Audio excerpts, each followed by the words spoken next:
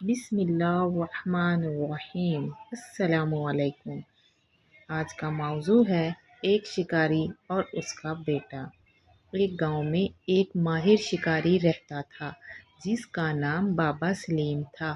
اس کا ایک ہی بیٹا تھا کامران، جو صرف 10 سال کا تھا۔ بابا سلیم ہر روز جنگل جاتا، شکار کرتا اور گوشت بیچ کر اپنا اور اپنے بیٹے کا پیٹ پالتا۔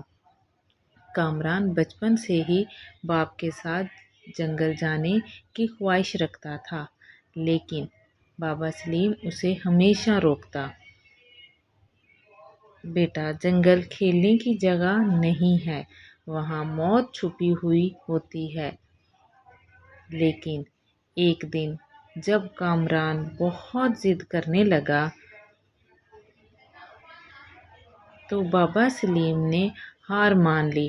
اچھا، اس طرح کرو، کل صبح سویرے سورج نکلنے سے پہلے تیار رہنا، لیکن ایک وعدہ کرو، میری ہر بات مانو گے۔ اگلے دن دونوں جنگل پہنچے۔ خاموشی چھائی ہوئی تھی، پرند چہچہا رہے تھے، لیکن درختوں کے پیچھے خطرہ بھی چھپا ہوا تھا۔ بابا سلیم نے کامران کو ایک درخت کے پاس بٹھا دیا۔ یہاں بیٹھو، بولو مت، ہلو مت، میں قریب ہی شکار کے پیچھے جا رہا ہوں۔ کامران بہت دیر تک بیٹھا رہا۔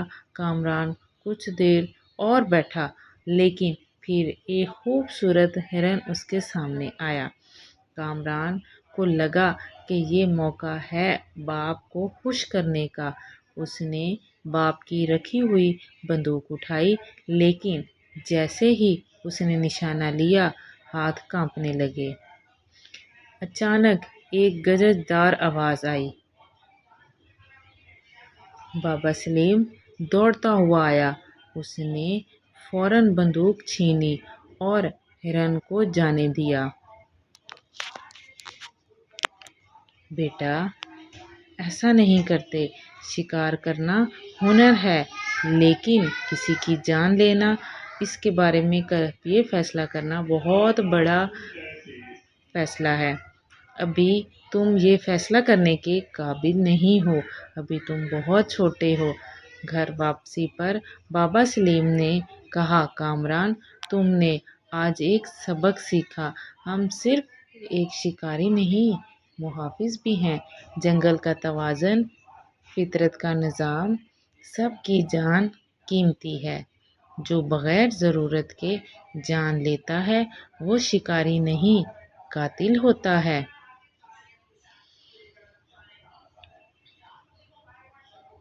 کامران نے خاموشی سے سر ہلا دیا۔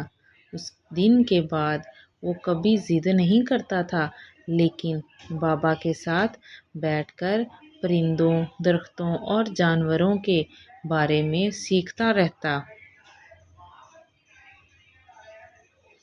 وقت گزرتا گیا، کامران بڑا ہوا، لیکن اس نے کبھی بے مقصد شکار نہ کیا تھا۔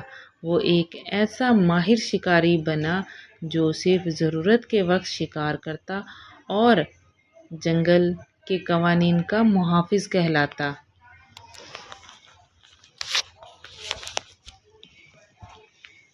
یہ کہانی ہمیں سبق سکھاتی ہے کہ طاقت کے ساتھ ذمہ داری بھی آنی چاہیے۔ زندگی کا اصل شکار دوسروں کو مارنا نہیں، بلکہ اپنے نفس کو قابو میں رکھنا ہوتا ہے۔ اگر آپ کو میری آج کی یہ سٹوری پسند آئی ہے تو پلیز میرے چینل کو سبسکرائب، لائک اور شیئر ضرور کیجیے گا۔ اللہ حافظ۔